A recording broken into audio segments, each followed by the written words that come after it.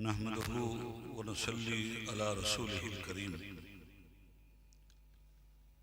अल्हम्दुलिल्लाह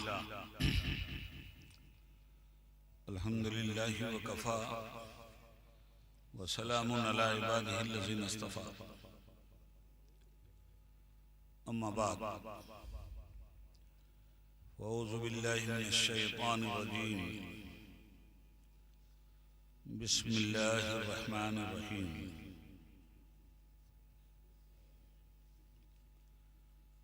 इक़रा बिस्मि रब्बिकल लज़ी खलक़ खलक़ल इंसाना मिन अलक़।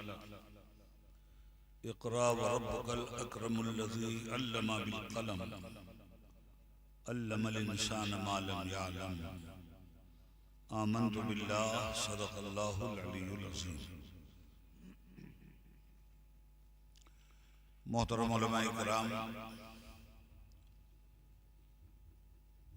बिरादरान इस्लाम, हाज़िरीन मजलिस, दरूद पाक पढ़िए। अल्लाहुम्मा सल्लि अला सय्यिदिना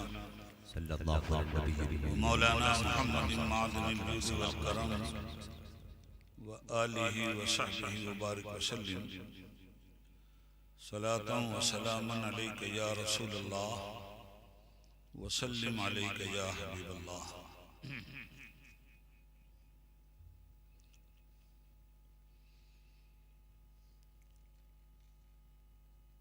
मुअज़्ज़ज़ हाज़िरीन, तमाम तारीफ़ अल्लाह रब्बुल आलमीन के लिए और दरूद व सलाम रहमतुल लिल आलमीन सल्लल्लाहु अलैहि वसल्लम की मुबारक ज़ात पर।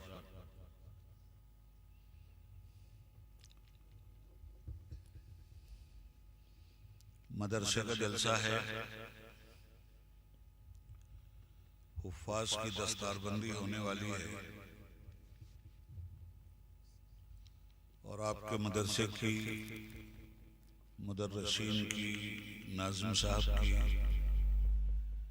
और आप तमामी हज़रात की मेहनतों, मुशक्क़त और काविशों के नतीजे में आपकी कमाई को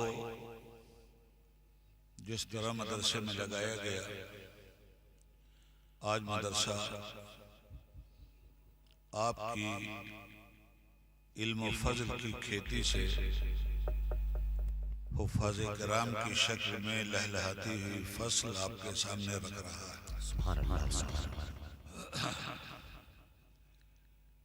तालीम किसी भी कौम का सबसे बड़ा सरमाया है।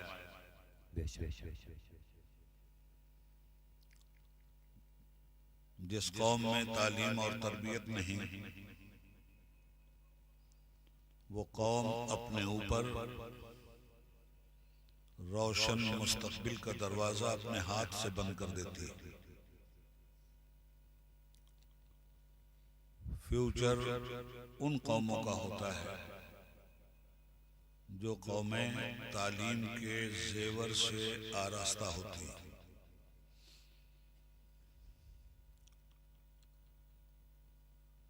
हम और आप जिस दीन के मानने वाले हैं, उस दीन का नाम है दीन इस्लाम, सलामती वाला दीन, हिफाजत करने वाला दीन, दुनिया और आखिरत की जमानत लेने वाला दीन, किब्र और गुरूर को मिटाने वाला दीन, कुफ्र व शिर्क से लड़ने वाला दीन, बिदअतों की जगह सुन्नतों का चिराग जलाने वाला दीन, जाहिल को आलिम बनाने वाला दीन, जमीन के जर्रों को अर्श आशियां बैतुन नूर का मुसाफिर बनाने वाला दीन। ऐसा दीन अल्लाह पाक ने हमें और आपको अता फरमाया जिस दीन ने दुनिया और आखिरत की सारी जानकारी हमें अता फरमाई, और जानकारी का नाम है इल्म, और इल्म का नाम है जानकारी, और इस जानकारी को बरतने का नाम है अमल। जिस कौम के अंदर अमल सालिह की बेदारी पैदा हो गई, उस कौम को दुनिया से कोई मिटा नहीं सका। इसीलिए आप देखते हैं सुबह सवेरे, चाहे आप गांव में रह रहे हों या कस्बे में या शहर में, आपकी नजर जो लोग हमारी उम्र के हैं, वो जब अपनी नजर 60 साल पीछे डालते हैं, 70 साल पीछे डालते हैं, तो गांव से सुबह सवेरे भोर में एक झुंड निकलता था। घर से निकलता था और हर घर से निकलता था। वो जानवरों का झुंड था, बैलों का झुंड था, गले में घंटियां होती थीं, साथ में हरवाहा होता था, और वो घंटियां नाकूस की तरह बजते बजते खरामा खरामा बैल खेत में पहुंच जाया करते। बाद में दौर आया ट्रैक्टर का, आगे कोई और दौर आने वाला है। बैलों का दौर खत्म हो गया, मगर वो जमाना जिस जमाने में घर से बैल निकला करते थे, जिन्हें खेत में पहुंचा दिया जाता था, और किसान उन बैलों से हल जुतवा कर अपनी काश्त और अपनी फसल की तैयारी करता था।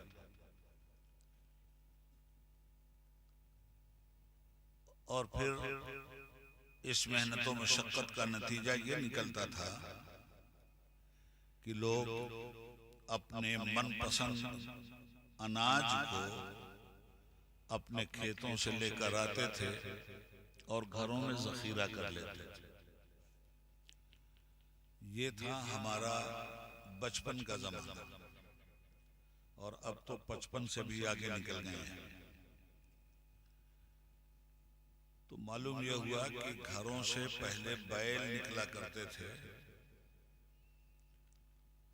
आदमी के पेट भरने की जमानत बनकर, और इंसान और बैल दोनों मिलकर जो मशक्कत करते थे, उस मशक्कत का नतीजा अजनास की शक्ल में आपके सामने आता था। किसी जिन्स का नाम गेहूं, किसी जिन्स का नाम जौ, किसी जिन्स का नाम अरहर, किसी जिन्स का नाम चना, किसी जिन्स का नाम धान, किसी जिन्स का नाम उड़द हुआ करता था। अब बैल नहीं निकलते आपके घरों से। अब सुबह सवेरे गांव की पगडंडियों पे आप जैसे बालिग मर्दों के छोटे छोटे बच्चे निकलते हैं, झुंड का झुंड निकलते हैं, ड्रेस पहनकर निकलते हैं, कॉपी किताब लेकर निकलते हैं, पीठ पर किताबों का भारी बोझ लेकर निकलते हैं। फिर ये कि किसी एक आबादी का ये मामला नहीं है, शहरों में भी वही रौनक दिखलाई देती है और देहातों में भी। ये बच्चे भी काश्त करने जाते हैं, खेती करने जाते हैं, मगर धान की खेती नहीं, जौ और गेहूं की खेती नहीं, ये इल्म की खेती करने जाते हैं, एजुकेशन की खेती करने जाते हैं। सुभान अल्लाह। और जब इनकी खेती पक जाती है तो ये धान लेकर वापस नहीं आते, गेहूं लेकर वापस नहीं आते, ये मेडिकल कॉलेज की डिग्री लेकर वापस आते हैं, इंजीनियरिंग की डिग्री लेकर वापस आते हैं, पॉलिटिक्स की डिग्री लेकर वापस आते हैं, माशियात की डिग्री लेकर वापस आते हैं, मदरसों में जाते हैं तो हिफ्ज की डिग्री लेकर निकलते हैं, आलिम होने की डिग्री लेकर निकलते हैं, मुफ्ती होने की डिग्री लेकर निकलते हैं, कारी होने की डिग्री लेकर निकलते हैं। तो खेती बैलों के जरिए भी आप कर रहे थे, उस खेती ने सिर्फ आपके जिस्म की परवरिश की थी, मगर ये खेती जो इल्म के खेत से होकर आ रही है, ये खेती आपकी दुनिया की भी परवरिश कर रही है और आपकी आखिरत की भी परवरिश कर रही है। और जब किसान की फसल लहलहाने लगती है तो किसान खुशी के मारे फूले नहीं समाता। अभी धान की बालियां आई नहीं हैं, धान की पत्तियां जर्द होने के बजाय सब्ज और सरसब्ज बनकर लहलहाती हैं, तो किसान का सीना मोदी जैसे मूजी की तरह 56 इंच का तो नहीं बनता, मगर फूल जरूर जाता है। तो हजरात, ये इल्म है, और जो लोग इल्म की खेती करते हैं, अनाज उनके घर खुद ब खुद चला आता है, खान पान उनके घर खुद ब खुद चला आता है। मगर इल्म की खेती में भी दो तरह का इल्म है, और अगर दोनों तरह का इल्म हासिल कर लिया जाए तो सुभान अल्लाह। आजकल ऐसे बीज आ गए हैं जो बीज कल एक बीज एक ही दाना देता था, मगर आजकल के बीज जुड़वा दाना भी देने लगे। तो आपको इल्म के लिए भी जुड़वा दाने की जरूरत है। अगर सिर्फ दुनियादारी का इल्म आपने हासिल किया तो दुनिया तो बेशक आपको मिल जाएगी, मगर आखिरत की खेती आप नहीं कर पाएंगे।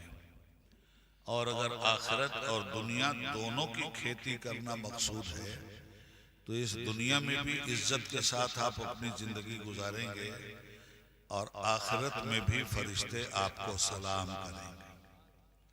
तो ये बातें तमहीदी तौर पर मैंने आपके सामने रखी हैं और आसान जुबान में रखी हैं, आपके गिरदो पेश की मिसाल देते हुए ये बातें मैंने आपके सामने रखी। अब दुनिया में इसीलिए हर कौम ने तरक्की का सिरा पा लिया है, और हर कौम ने तरक्की की डोर अपने हाथ में ले ली है। नतीजे में सिर्फ अपर कास्ट कहलाने वाले ही IAS IPS नहीं बन रहे हैं। जिन लोगों को अछूत कह के दुनिया ने बेइज्जत किया था, आज उनके बच्चे भी IAS IPS बन रहे हैं और बड़ी बड़ी कुर्सियों पे मुतमक्किन नजर आते हैं। आखिर ये किसने बनाया? अब देखिए, एक बात बताऊं आपको, हम चूंकि देहाती माहौल में रहते हैं और मेरी अपनी आदत यह है कि मैं नब्ज देख कर प्रिस्क्रिप्शन लिखता हूँ। पहले मैं नब्ज पकड़ता हूँ, बीमारी को समझता हूँ, फिर दवा लिखता हूँ। यहाँ जो इस माहौल में जो गुफ्तगू होनी चाहिए, नब्ज पकड़ कर मैं आपसे बात कर रहा हूँ, ताकि आपकी समझ में मेरी बातें अच्छी तरह से आ जाएं। तो जब बातें मेरी आ जाएंगी समझ में, जानकारी मेरी बातों की हो जाएगी आपको, तो आप उन बातों के आलिम होंगे, आप उन बातों के जानकार हो गए। अब जानकारी ही सिर्फ काफी नहीं है। एक बीमार को पता चला कि डॉक्टर ने बता दिया है कि तुम टीबी के मरीज हो, तो जानकारी तो उसे हो गई कि वो टीबी का मरीज है। अब डॉक्टर ने प्रिस्क्रिप्शन भी लिख दिया, और दवाओं के नाम भी लिख दिया, मगर आपने जाकर दवा नहीं खरीदी, बल्कि जिस पेपर पे उसने प्रिस्क्रिप्शन लिखा था उसको तावीज बना के गले में डाल दिया। आप मुझे बताइए कि बीमारी का खात्मा होगा? बीमारी का खात्मा तो दवा के इस्तेमाल से ना होगा। तो दवा का पता चल गया आपको, आप दवा के आलिम हो गए। प्रिस्क्रिप्शन पे दवा लिख दी गई, आपने प्रिस्क्रिप्शन को भी जान लिया, मगर बीमारी के खात्मे के लिए आपने अमल नहीं किया। अमल क्या था? दवा लेना, टाइम से दवा को इस्तेमाल करना, दवा ने जो डॉक्टर ने जो परहेज बताया था उन चीज़ों से परहेज करना, और जिन चीज़ों के इस्तेमाल के लिए उसने कहा था उन चीज़ों का इस्तेमाल करना। अगर ऐसा किया आपने, अमल में बरता इन तमाम तर चीज़ों को, तो आपको बीमारी से छुटकारा मिल सकता है। और अगर सिर्फ बीमारी का नाम जान गए, बीमारी में कौन सी दवा कब काम आती है दवा का भी नाम जान गए, मगर इस्तेमाल के लिए तैयार नहीं हुए, अमल के लिए तैयार नहीं हुए, तो ऐसी जानकारी आपको कोई फायदा नहीं दे सकती। अब अगर इतनी बात आपकी समझ में बात आ गई, तो आइए हम आपको बताते हैं हमको अपने रब से क्या मांगना है और क्या चाहना है। तो हमारा रब कहता है हमसे इस तरह मांगा करो, रब्बना आतिना फिद दुनिया हसना, ऐ हमारे रब हमको अच्छी और भलाई वाली दुनिया दे, वो फिल आखिरत हसना, और हमको अच्छी आखिरत अता फरमा, यानी इस दुनिया में भी हमको भलाई अता फरमा, और दुनिया से जाने के बाद भी हमें आखिरत की जिंदगी में भलाई अता फरमा। हम लोगों का अकीदा क्या है? हमको वक्ती तौर पर इस दुनिया में भेजा गया है, हम हमेशा इस दुनिया में रहने के लिए नहीं आए हैं। और अल्लाह ताला ने खुद फरमाया कि हमने मौत और हयात को इसलिए पैदा किया, अल्लज़ी खलक़ल मौता वल हयाता लियब्लुवकुम अय्युकुम अहसनु अमला। हमने मौत और हयात को इसलिए पैदा किया कि इसके बीच हम इम्तिहान तुम्हारा ले लें कि तुम लोगों में अच्छे अमल का मालिक कौन है। बात को अच्छी तरह से समझना।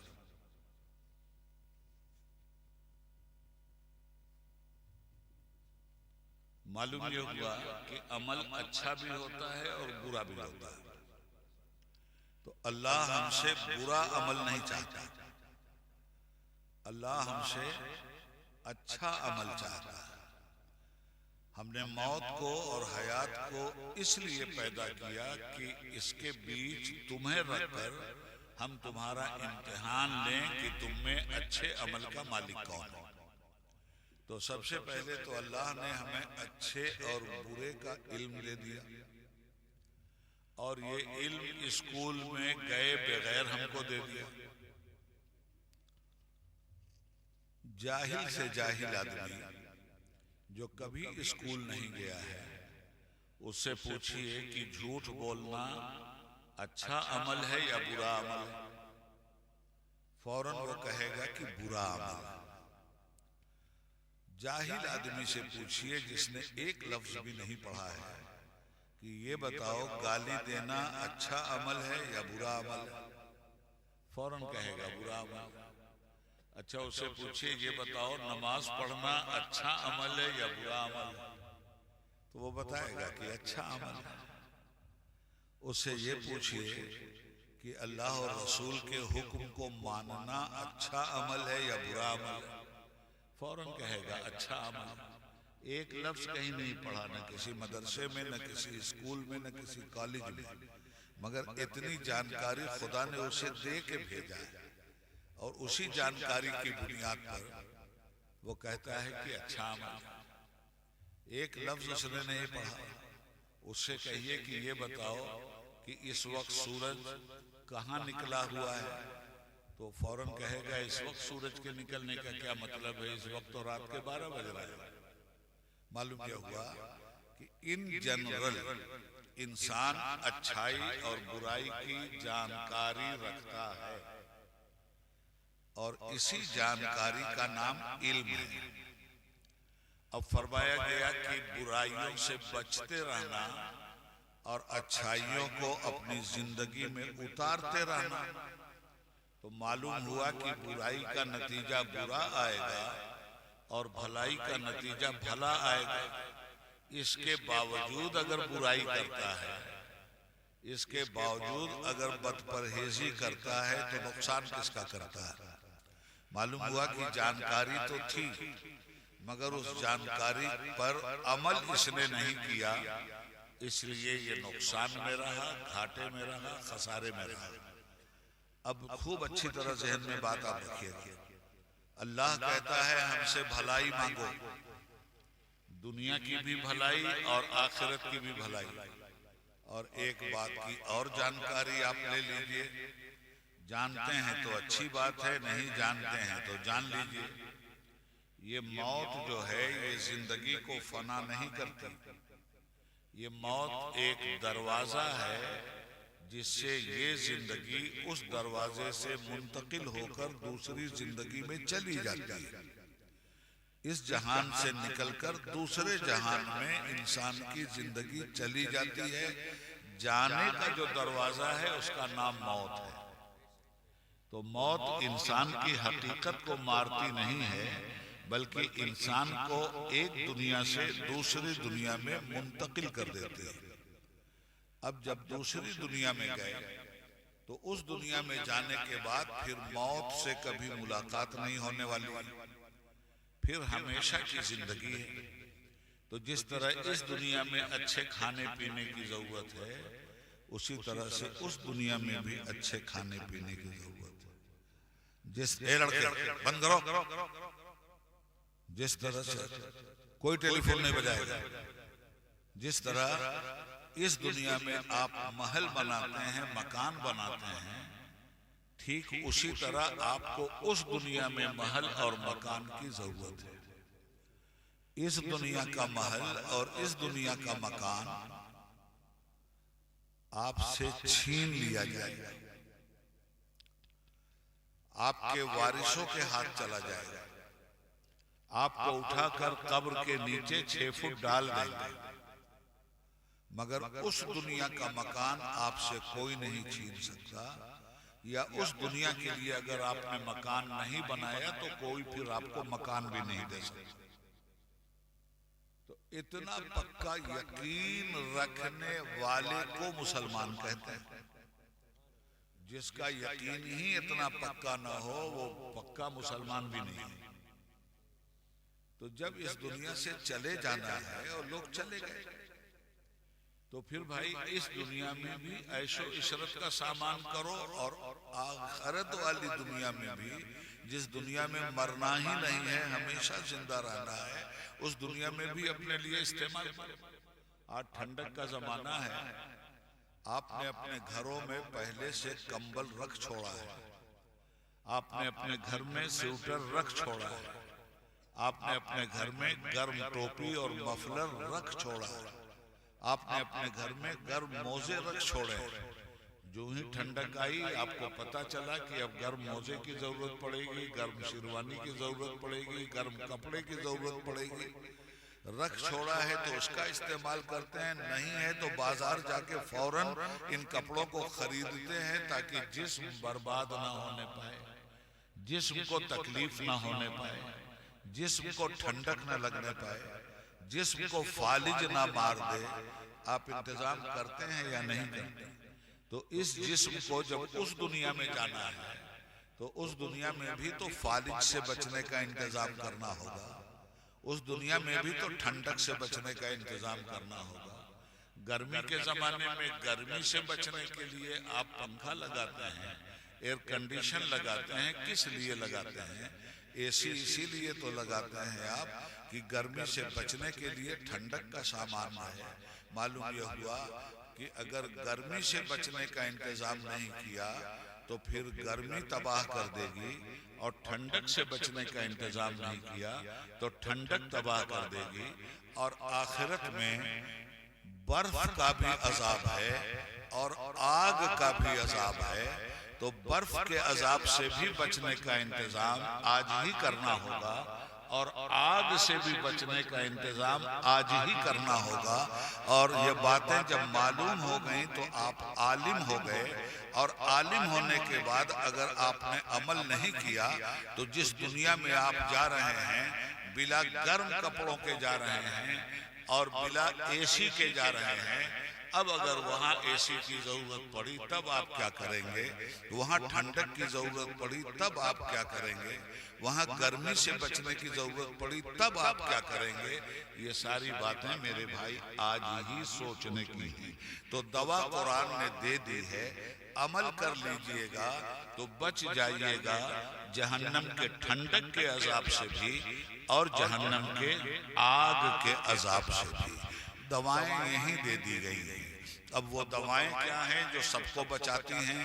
उनका नाम है नमाज, उनका नाम है रोजा, उनका नाम है हज, उनका नाम है ज़कात, उनका नाम है सच बोलना, उनका काम है चुगलखोरी से दूर रहना, उनका काम है झूठ से दूर रहना, उनका काम है पड़ोसी को न सताना, उनका काम है हकदार का हक दे देना, उनका काम है छोटों से प्यार करना, उनका काम है बड़ों का अदब करना, उनका काम है अल्लाह से डरते रहना, और उन दवाओं का काम है जो शरीयत के एतबार से प्रिस्क्रिप्शन में लिखा हुआ है कि वहां तुम्हें अल्लाह देखे जहां तुम्हें देखना अल्लाह को पसंद है, और वहां अल्लाह तुमको हरगिज न देखे जहां तुम्हें देखना अल्लाह को ना पसंद है।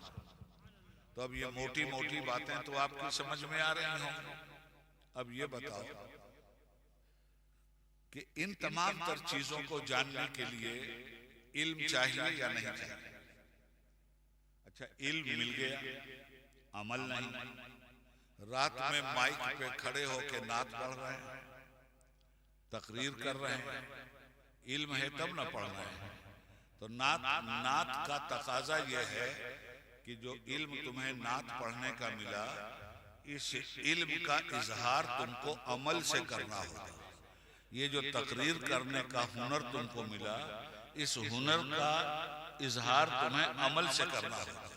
रात भर चिल्ली चिल्ला तुमने किया, रात भर तुमने जलसा किया और फजर की नमाज तुमने गारत कर दिया, तो इसका मतलब यह हुआ कि इल्म रहा तुम्हारे पास मगर अमल नहीं किया, तो ये रात भर के जलसे का तुम्हें कोई सवाब नहीं मिलेगा। हाँ, फजर की नमाज खता कर देने के बाद तुम अज़ाब इलाही में जरूर गिरफ्तार कर दिए जाओगे। हम मोटी मोटी बातें आपको समझा रहे हैं, इसलिए कि जैसा देश वैसा भेष। अगर हम बोलना शुरू करें किताब से खंजरे एहसास की आगोश में जितनी भी तमन्नाएं हैं वो हमें मजरूह नजर आती हैं, और साज़े हस्ती से जितनी भी आवाज़ें निशात उठती है सब बारे नाकामी पैहम से दबती चली जा रही है। तो ऐसी तकरीर से फायदा, उस तकरीर से फायदा होता है जो तकरीर आम आदमी के ज़हन के मुताबिक की जाए और आम आदमी के दिल में दिमाग में आसानी से उतर जाए। तो जो कुछ हम आपको सुना रहे हैं वो आपकी जुबान में सुना रहे हैं। तो इल्म हासिल करने वाले कहाँ पहुंचे? अब सिर्फ जिन लोगों ने दुनियावी इल्म हासिल किया है, तो सिर्फ दुनियावी इल्म हासिल करने से आखिरत की भलाई हासिल नहीं हो सकती। दुनिया का भी इल्म जरूरी है और आखिरत का भी इल्म जरूरी है। दुनिया का इल्म हासिल करके जिस्म की परवरिश की जाती है, और आखिरत का इल्म हासिल करके रूह की परवरिश की जाती है। जिस्म मिट जाने वाला है, रूह नहीं मिटने वाली है। जिस्म मर जाने वाला है, आत्मा नहीं मरने वाली है। तो जो मर जाने वाला है उसका इल्म तो हमने हासिल कर लिया और इसकी हिफाजत खूब की, मगर हमें इसे मरने से बचा नहीं सके। एक दिन ये जिस्म भी मर गया और वो इल्म भी मर गया, मगर जो जिंदगी हमेशा की रहने वाली है वो इल्म भी तो चाहिए, उस पे भी तो अमल चाहिए। तो इसलिए मैं आपसे कहना चाहता हूं, देखिए नबी करीम सल्लल्लाहु अलैहि वसल्लम ने फरमाया इल्म दो तरह का, एक इल्म का नाम है इल्मुल अबदान और दूसरे इल्म का नाम है इल्मुल अदियान। एक इल्म वो है जो बदन की परवरिश करता है और एक इल्म वो है जो आखिरत की परवरिश करता है। अच्छा, तो आसान जुमला आपको दे रहा हूं मैं, आसान जुबान में बात समझा रहा हूं। अब दोनों इल्म आपके लिए जरूरी है। दोनों इल्म अगर आपके पास नहीं होगा तो एक जहान का आपको नुकसान हो जाएगा। दोनों इल्म आपके पास होगा तो दोनों जहान में आपको नुकसान नहीं होने वाला है। हमारे मौलाना साहब लोग हैं, मदरसों में लोग पढ़ा रहे हैं, मदरसों की इनकम ही क्या है, मदरसे कितनी मुसीबतों से बनते हैं, कितनी मुसीबतों से मदरसों में मुदर्रिसीन की तनख्वाह दी जाती है, आप सभी लोगों को मालूम। फिर आप कितनी तनख्वाह देते हैं? 10,000, 20,000, हो सकता है कहीं 25,000 भी लोग दे रहे हैं। इससे ज्यादा तो मैं समझता हूं न इमाम को तनख्वाह मिलती है न मौलवी को तनख्वाह मिलती है। अब आप बताओ इस महंगाई के जमाने में 10,000 से एक फैमिली चल सकती है? अब बताइए। चलो पंजतन के पास, पंजतन के नाम पे जी रहो। देखो समझो बात, मामूली से मामूली आदमी का खर्च भी कम से कम इस दौर में 1,000 रुपया पर डे है। 5 बच्चे खाने वाले, 2 मियाँ बीवी, 2-4 मेहमान हमेशा आए, आप क्या करोगे? महंगाई अपने उरूज पर है। तो अब सिर्फ मदरसे में तालीम हासिल किया और जमाने की तालीम पर नजर नहीं डाली तो जिंदगी भर दूसरों के दस्ते निगल रहे ना। मदरसे की तालीम होती है अच्छा इंसान बनाने की।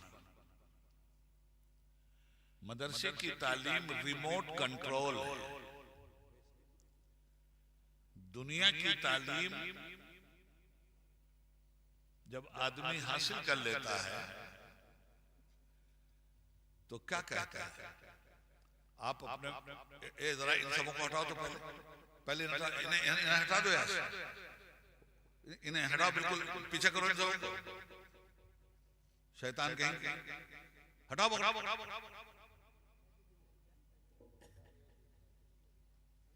एक खड़ा हुआ टांग तोड़ देंगे बेहुदे कहीं। पढ़िए दुरूद पाक अल्लाहुम्मा सल्ली अला सय्यिदना मौलाना मुहम्मद व बारिक वसल्लम।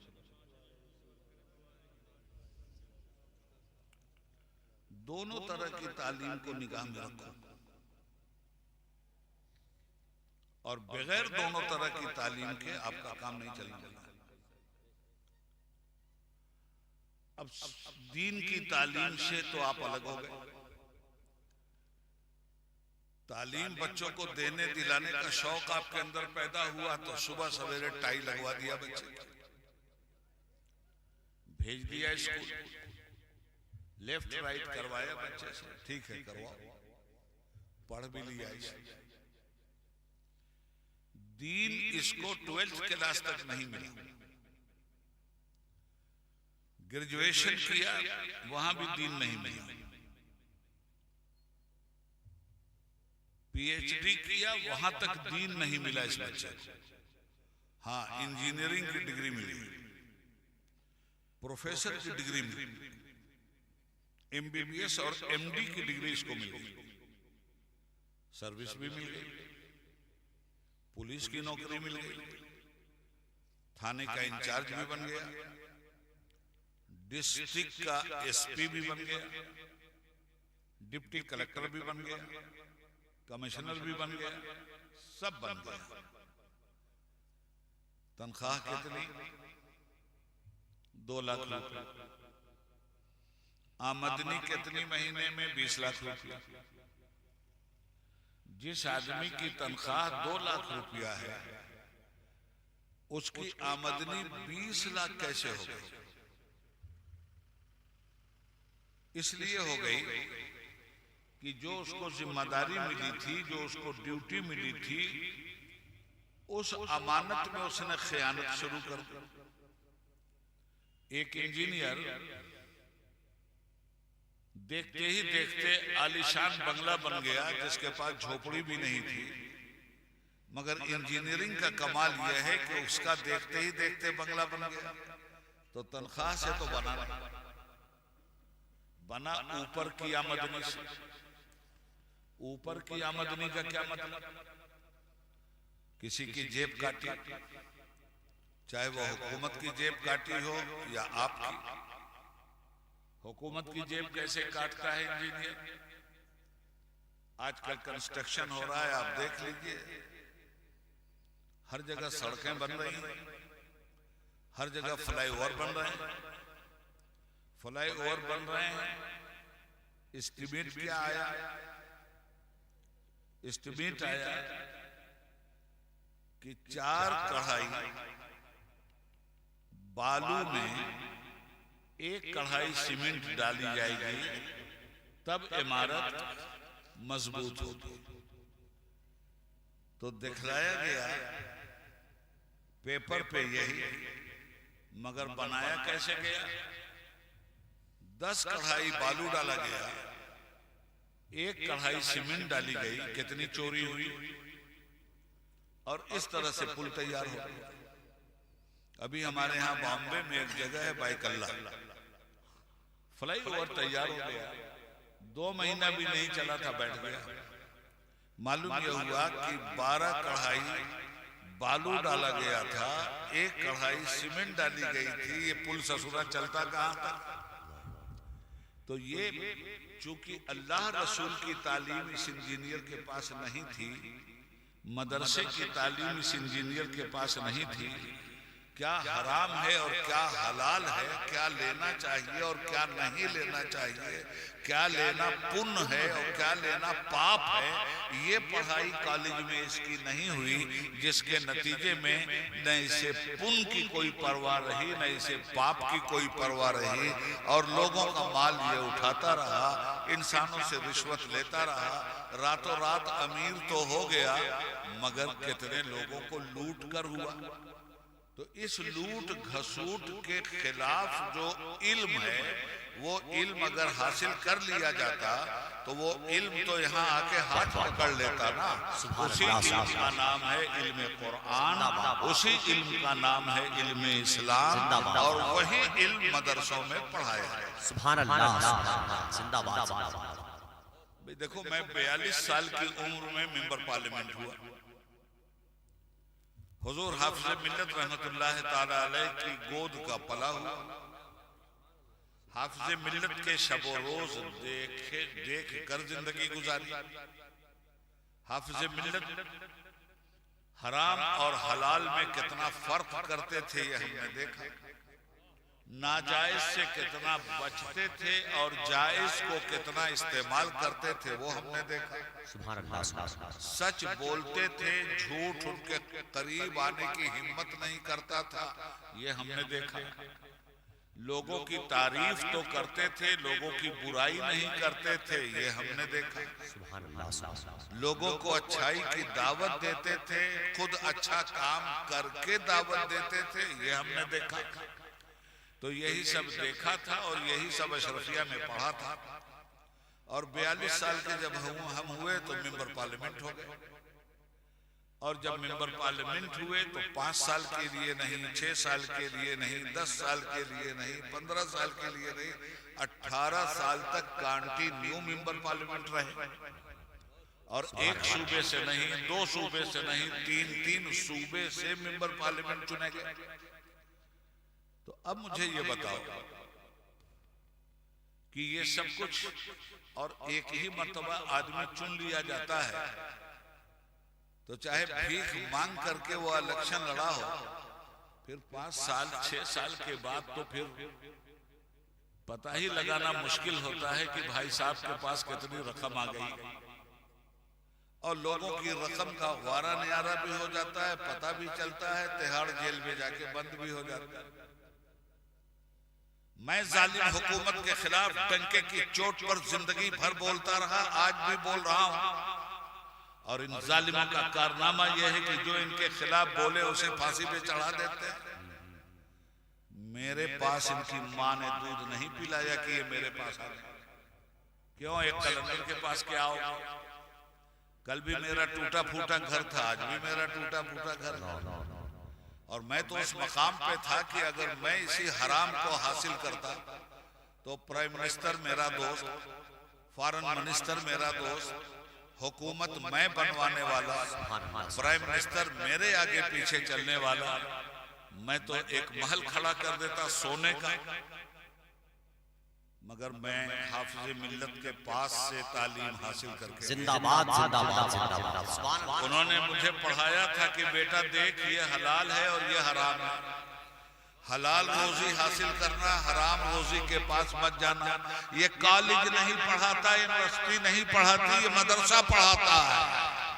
तो मैं ये नहीं कहता कि कॉलेज मत जाओ, मदरसा यूनिवर्सिटी मत जाओ, जरूर जाओ, मगर मदरसे की तालीम हासिल करके जाओ, दीन की तालीम हासिल करके जाओ। जब तुम्हारे पास दीन की तालीम होगी तो दीन हमेशा तुम्हें बुरे काम से रोकेगा, दीन हमेशा तुम्हें बेहयाई से रोकेगा। इसलिए दोनों तालीम आपके लिए जरूरी है और दोनों पे अमल जरूरी है। आपने लॉ की डिग्री हासिल कर ली और प्रैक्टिस नहीं करते आप, तो होंगे आप वकील साहब। आपने मेडिकल की तालीम हासिल कर ली और प्रैक्टिस में नहीं है आप, होंगे आप डॉक्टर साहब। आपने इंजीनियरिंग की तालीम हासिल कर ली, प्रैक्टिस में नहीं है, होंगे इंजीनियर साहब। फायदा क्या? तो जो इल्म हासिल किया उस पर अमल जरूरी है, और जब हरकत करोगे तो बरकत पैदा होगी। तो इल्म हमेशा हरकत सिखाता है, जद्दोजहद सिखाता है, बरकत का रास्ता निकाला करता है। अब आप देखिए कि जिन लोगों ने इल्म हासिल किया, आप सहाबा पर निगाह डाल लीजिए। अल्लाह के नबी सल्लल्लाहु अलैहि वसल्लम ने अपने सहाबा को हर तरह का इल्म दिया और हुजूर हर तरह के आलिम थे। इसलिए कि कुरान कहता है वो युअल्लिमुहुमुल किताब वल हिकमा, इल्म के भी आलिम है मेरे मुस्तफा, हिकमत के भी आलिम है मेरे मुस्तफा। और इल्म और हिकमत जहां गंदा हो रहा हो वो युज़क्कीहिम, उसको साफ करने वाले भी हैं मेरे मुस्तफा। वो युअल्लिमुहुमुल किताब वल हिकमा वो युज़क्कीहिम। ये आए हैं इल्म का दरिया बहाने के लिए, हिकमत की सोनामी बहवाने के लिए, और जो कचड़े हैं इंसान की जिंदगी में उसको अकीदे का कचरा, अमल का कचरा, इखलाक का कचरा, बुराई का कचरा, बेहयाई का कचरा, ये सब साफ करता है कौन? कुरान का इल्म। और कुरान में कितनी आयतें हैं भाई?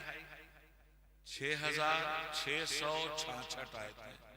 और ये जो बच्चे बैठे हैं इन बच्चों को 6666 आयतें जुबानी याद। सुभान अल्लाह। लोग किताब पढ़ करके गलती करते हैं।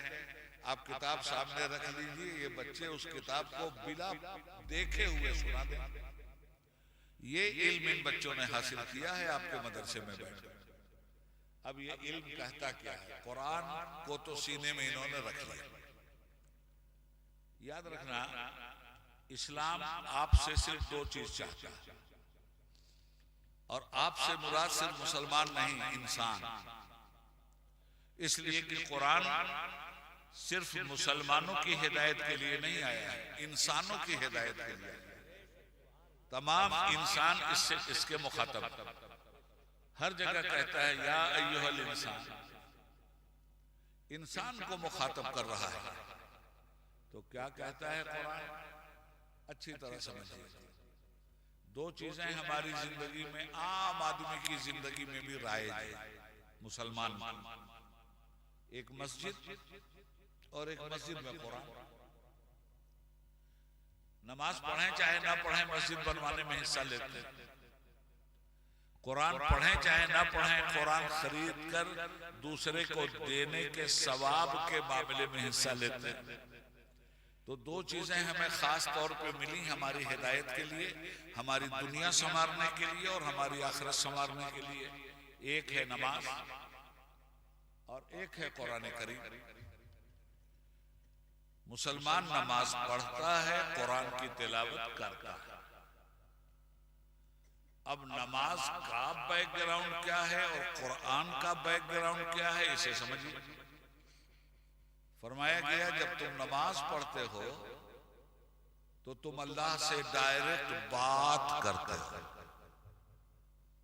जब तुम नमाज पढ़ते हो तो अल्लाह से तुम डायरेक्ट बात करते हो, और जब तुम कुरान पढ़ते हो तो अल्लाह डायरेक्ट तुमसे बात करता है। फिर समझो बात, नमाज पढ़ते हो तो अल्लाह से तुम बात करते हो, और कुरान पढ़ते हो तो अल्लाह तुमसे बात करता है।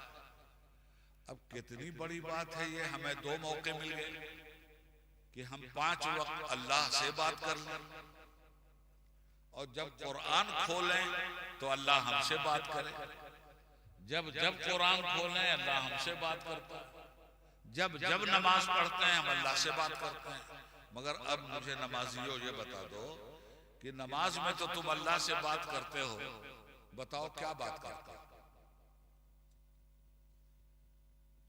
कुरान में तो अल्लाह तुमसे बात करता है, बताओ क्या बात करता है? ऐसी नमाज पढ़ी जा रही है जिसमें अल्लाह से बात की जा रही है और पता भी नहीं है कि हम बात क्या कर रहे हैं।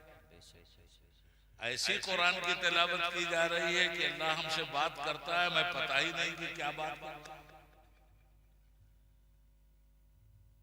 आप बताओ, तिलावत का सवाब तो मिल जाएगा, 5 वक्त मस्जिद जाने का सवाब तो मिल जाएगा, मगर नमाज के जरिए जो जिंदगी में इनकलाब आता है, क्या वो इनकलाब आ सकेगा? कुरान के जरिए जो इनकलाब आता है जिंदगी में, क्या वो इनकलाब आ सकेगा? वो तो तब आएगा ना जब किताब समझ में जाए, जब हम समझ जाए कि अल्लाह हमसे क्या बात कर रहा है। तो ये बताओ, अगर तुम्हारा बाप तुमसे कोई बात कर रहा है और बात तुम्हारी समझ में आ गई, तो बाप के फरमान की नाफरमानी करोगे?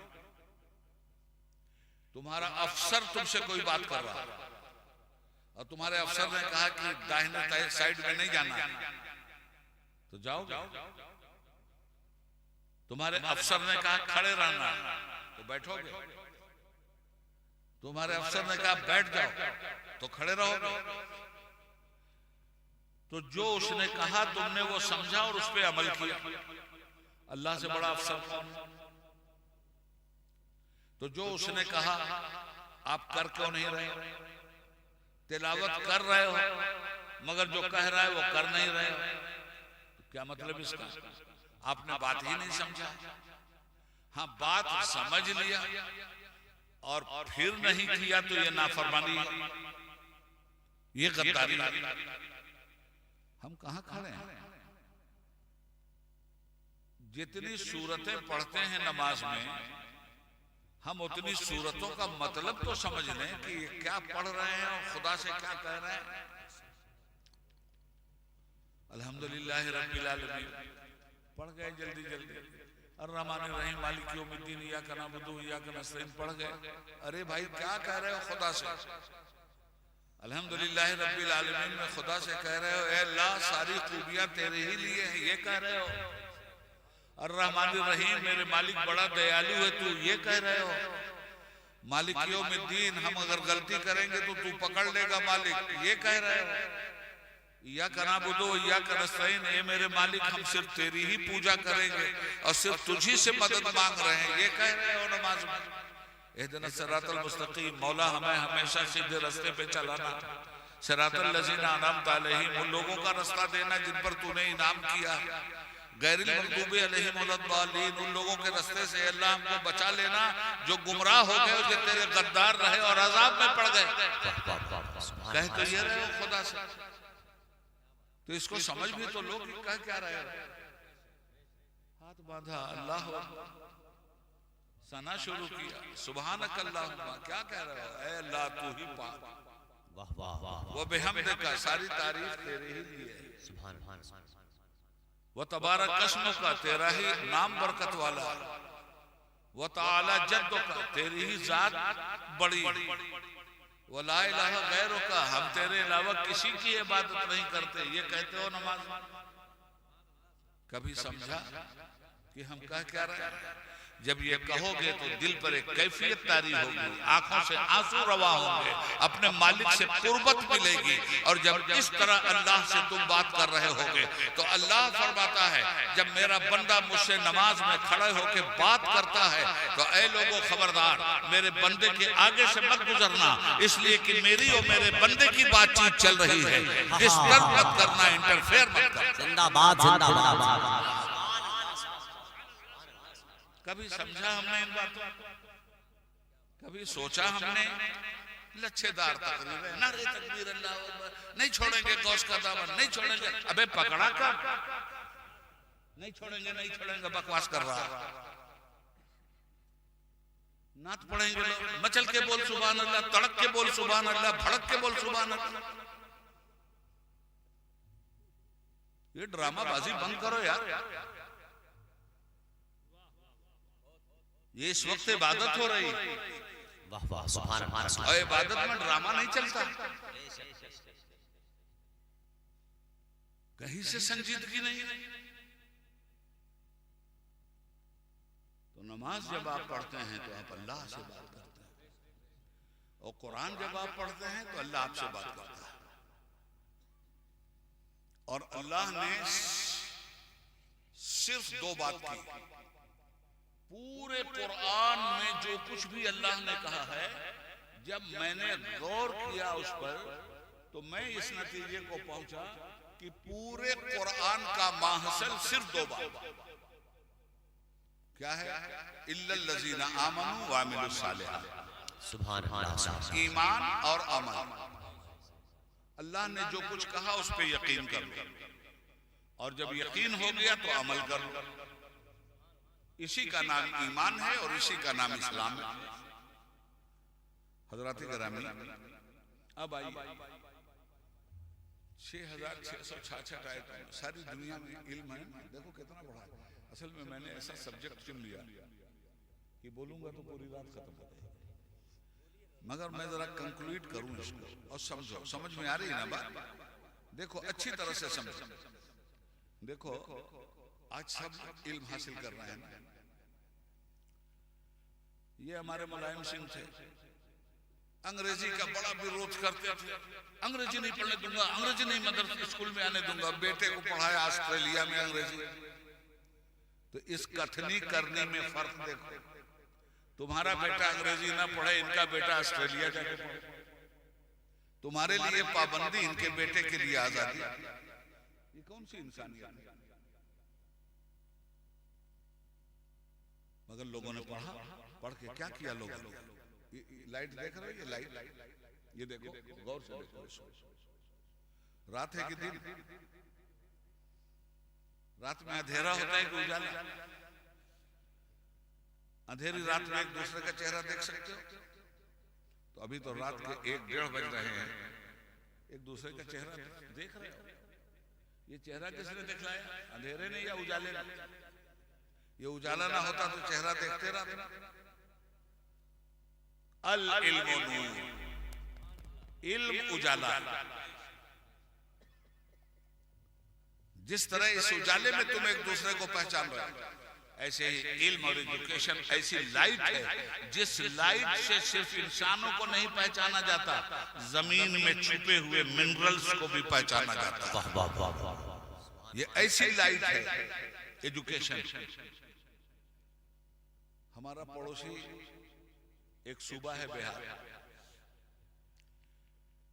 बिहार का एक हिस्सा कट गया, झारखंड बन गया। आपका आना जाना होता है। यूपी में तो दंगा फसाद की खेती होती है, मगर बिहार में कोयले की खेती, ब्लैक डायमंड निकलता है। बिहार पूरे हिंदुस्तान को कोयला सप्लाई करता है, कोयले से बिजली बनती है, कोयला जमीन के नीचे।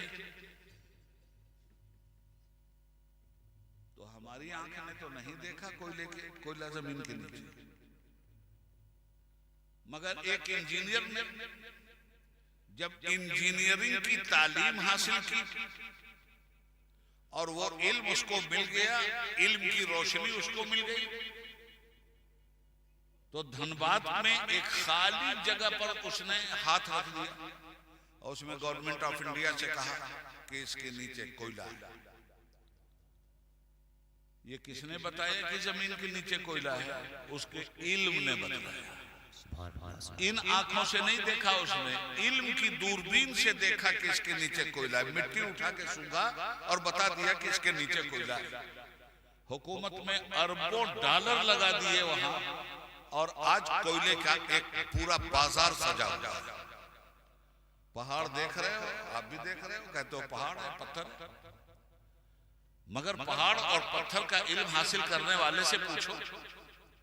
उसने पहाड़ को देखा, मिट्टी को उठा के सूंघा और उसने हुकूमत से कहा कि इस पूरे पहाड़ पे फौज का पहरा लगा दीजिए, इसके अंदर व्हाइट डायमंड छुपा हुआ है, इसके अंदर सोना है। हजरात, ये किसने बता दिया कि पहाड़ के अंदर सोना है? किस आंख ने देखा? इल्म की आंख। ये हवाई जहाज हवा में उड़ रहा है, किसकी आंख ने देखा? आलिम की आंख ने देखा। और आलिम से मुराद सिर्फ ये मदरसे के मौलवी नहीं है, याद रखना। जिसने जो इल्म हासिल किया उस इल्म का वो आलिम है। इल्म तिब हासिल किया, तिब का आलिम। इंजीनियरिंग का इल्म हासिल किया, उसका आलिम। आपने मदरसे में दीन की तालीम हासिल की, आप दीन के आलिम। आपसे पूछा जाए कि आप मईशत के आलिम हैं, आप कहिएगा ये क्या होता है? आपसे पूछा जाए आप खेती के आलिम हैं, आप कहिए ये क्या? अरे वो तो खेती का आलिम तो किसान है जी। मालूम ये हुआ कि इल्म नाम है जानकारी का। और ये सारी जानकारियां देखो दुनिया में कितनी तरक्की हो गई। आदमी चांद पे पहुंच गया कि नहीं पहुंच गया? किसकी वजह से पहुंचा भाई? हाथ पैर तो आपके भी थे, हम आप क्यों नहीं पहुंचे? वो 3 आदमी को पहुंचा इसलिए कि उनके पास खला में, फजा में परवाज करने का इल्म है, और इल्म की रोशनी में चांद तक पहुंचने का उन्होंने रास्ता देखा। और चांद तक कैसे पहुंचा जाएगा, इल्म की रोशनी में उन्होंने वो गाड़ी बनाई, और इल्म की रोशनी में उसका तजर्बा किया, उस पर रिसर्च किया, और धीरे धीरे पहुंच गए। ये इल्म है। तो इस इल्म ने क्या नहीं दिया दुनिया को, मुझे बताओ? सब ने दिया, मगर इसका एक तारीख है और बड़ा भयंकर। इस इल्म ने दिया तो सब कुछ, मगर इस इल्म के मानने वालों ने आसमानों पे उड़ना तो सिखाया, आसमानों से फूल बरसाना नहीं सिखाया, बम बरसाना सिखाया। तो फूल बरसाने में इंसान बचता है या बम बरसाने में इंसान बचता है? तो वो इल्म जो बम बरसा रहा है वो इंसान को आबाद कर रहा है या बर्बाद कर रहा है? पंजाब नेशनल बैंक का 32,000 करोड़ रुपया लेकर छोटा मोदी भाग गया। 32,000 करोड़ रुपया लेके भागा, उसका नाम मोदी है। क्रिकेट का हजारों करोड़ रुपया लेके ललित मोदी भागा। ये जाहिल है, सब पढ़े लिखे लोग। तो इल्म जब हम भी कहते हैं इल्म हासिल करो, एजुकेशन हासिल करो, इस्लाम भी कहता है एजुकेशन हासिल करो। ये भाई इस एजुकेशन ने क्या दिया?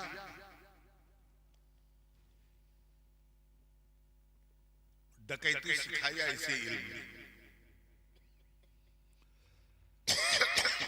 जासूसी सिखाया इसे इल्म ने, बैंक की चोरी सिखाया इसी इल्म ने, वोट की चोरी सिखाया इसी इल्म ने।